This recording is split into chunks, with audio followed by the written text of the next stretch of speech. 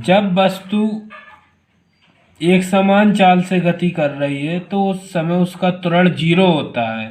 तो ऐसी स्थिति में ग्राफ हमें एक सरल रेखा मिलती है जो एक्स अक्ष के समांतर है। जब वस्तु का वेग बदल रहा हो तो एक समान त्वरण से, तो ग्राफ कैसे बनेगा? एक समान त्वरण से बदलने पर वस्तु का वेग धीरे धीरे बढ़ता जाता है। जैसे कि ये देखिए 0 पे 0 1 किलोमीटर पर आवर में है और 1 मीटर पर सेकंड में वेग है। तो 5 सेकंड पे 9 किलोमीटर पर आवर, 10 पे 18 किलोमीटर पर आवर, 15 सेकंड पे 27, 20 किलोमीटर 20 सेकंड पे 36 किलोमीटर, ऐसे ऐसे बढ़ता जाता है। तो एक सरल रेखा मिलती है और बिंदु ए बी सी डी ई एक आकृति लेते हैं दो स्थितियों के बीच, t बराबर 10 सेकंड से t बराबर 20 सेकंड पे। तो 10 सेकंड पे रहता है वेग 18 किलोमीटर पर आवर और जो कि 5 मीटर पर सेकंड है, और 20 सेकंड पे रहता है वेग 36 किलोमीटर पर आवर जो कि 10 मीटर पर सेकंड है। तो हम इसके द्वारा तय की गई दूरी निकाल सकते हैं। कैसे? इस आकृति ए बी सी डी ई का क्षेत्रफल निकाल दें तो इसका क्षेत्रफल निकालने के लिए हम इसको दो भागों में बांट सकते हैं। वस्तु द्वारा तय की गई दूरी बराबर ए बी सी डी का क्षेत्रफल। पहली आकृति बनेगी ए बी सी डी और दूसरी बनेगी A D E. A B C D एक चतुर्भुज है तो लंबाई गुणा चौड़ाई, और ए डी ई एक समकोण त्रिभुज है तो 1/2 गुणा आधार गुणा ऊंचाई। लंबाई गुणा चौड़ाई ए बी गुणा बी सी। ए बी मतलब चाल, तो कितनी है? 18 किलोमीटर पर आवर जो कि 5 मीटर पर सेकंड। तो ये 5 और T2 माइनस T1 ये है 20 माइनस 10 सेकंड। समय 1/2 आधार गुणा ऊंचाई। ए डी का मान भी T2 माइनस T1 के बराबर होगा 20 माइनस 10 सेकंड। डी का मान भी हम ऐसे ही रख लेंगे। दो चालों का अंतर, बिंदु ई पे जितनी चाल थी और बिंदु ए पे जितनी चाल थी, 10 माइनस 5 मीटर पर सेकंड में रख रहे हैं। तो एस बराबर इनको हल करेंगे 5 इंटू 10 प्लस 1/2 गुणा 20 माइनस 10 10 5, हल करने पर आ जाएगा 75 मीटर।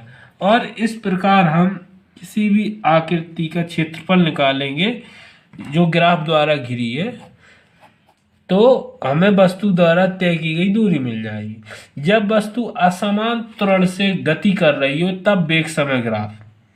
असमान त्वरण से मतलब, एक समान त्वरण का मतलब है कि समान समय में समान वेग परिवर्तन हो। लेकिन जब असमान त्वरण से गति करेगी तो पहले त्वरण इतना बढ़ा नहीं, वेग बढ़ा, फिर कुछ समय में इतना वेग घट गया, फिर थोड़ा बढ़ गया, फिर घट गया। तो ऐसी स्थिति को हम कहेंगे कि इसका त्वरण है जो असमान है और वेग इसलिए उसका इस प्रकार बदल रहा है। अब एक और देखिए, जब लगातार घटता जा रहा हो, हमने देखा इस चित्र में कि लगातार बढ़ता जा रहा था तो एक समान त्वरण। अब यहाँ पर लगातार घटता जा रहा है तो लगातार घटते जाने पे वस्तु की गति धीरे धीरे कम होती जाएगी। तो हम इसे एक समान ऋणात्मक त्वरण कह सकते हैं। ऐसी स्थिति में वस्तु का अंतिम वेग 0 हो जाता है। जब जैसे कि कोई चालक ब्रेक लगाएगा तो उसकी गति धीरे धीरे कम हो जाएगी और बस कार रुक जाएगी, मतलब अंतिम वेग 0 हो जाएगा, मतलब उस पर ऋणात्मक त्वरण कार्य कर रहा था। तो उसका जो ढाल बना, ये स्लोप इस प्रकार बनता है, इस ऋणात्मक त्वरण के लिए है। वस्तु का वेग घटता जा रहा है। अब आता है ग्राफीय विधि से गति के समीकरणों का निगम। माना कोई वस्तु पर किसी प्रारंभिक वेग u है और त्वरण a लगता है उस पर, मतलब वेग बदल रहा है। त्वरण का मतलब वेग बदल रहा है। तो t समय पश्चात उसका वेग b हो जाता है। तो त्वरण बराबर वेग परिवर्तन बटे समय। तो ये बहुत महत्वपूर्ण है। ये गति के 3 समीकरण निकलते हैं आपके यहाँ से। कैसे? पहला समीकरण के लिए हम त्वरण की परिभाषा से लगाएंगे, वेग परिवर्तन बटे समय ए बराबर बी माइनस यू बटे टी।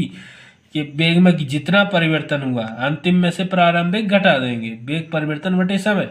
तो टी को गुणा करेंगे इस तरफ, ए टी बराबर बी माइनस यू, तो बी बराबर यू को इस तरफ लाएंगे, बी बराबर यू प्लस ए टी। ये मिल गया हमको प्रथम समीकरण। अब एस बराबर U T plus 1/2 A T square, ये होता है द्वितीय समीकरण। एस क्या है? दूरी।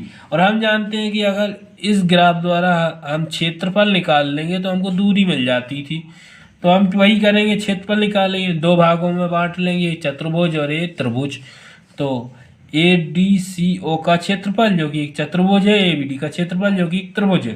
तो एस बराबर ए डी गुणा ए, लंबाई गुणा चौड़ाई, लंबाई टी गुणा चौड़ाई D T, sorry D C, और इसका मान है u, T into u plus 1/2 A D गुणा बी डी। ए डी का मान डी ही रहेगा, बी डी का मान, अब बी डी का मान देखिए, पहले u था इतना और पूरा इतना b है, हमको चाहिए इतना, तो b में से u घटा देंगे, b माइनस यू। b बराबर पहले समीकरण से रख देंगे u plus A T, you plus A T. अब u से u कैंसिल आउट, कट जाएगा, और ए टी का गुणा हो जाएगा 1/2 टी इंटू ए टी। तो 1/2 ए टी स्क्वायर, एस बराबर U T plus 1/2 A T square. ये आ गया दूसरा समीकरण। अब आते हैं तीसरे समीकरण। तो प्रथम समीकरण लीजिए, दोनों पक्षों का वर्ग कर दीजिए, बी स्क्वायर बराबर square plus A square T square plus 2 T, और ई स्क्वायर को इस तरफ लाइए, B square minus E square, 2a common ले लीजिए दोनों, इन दोनों पदों में।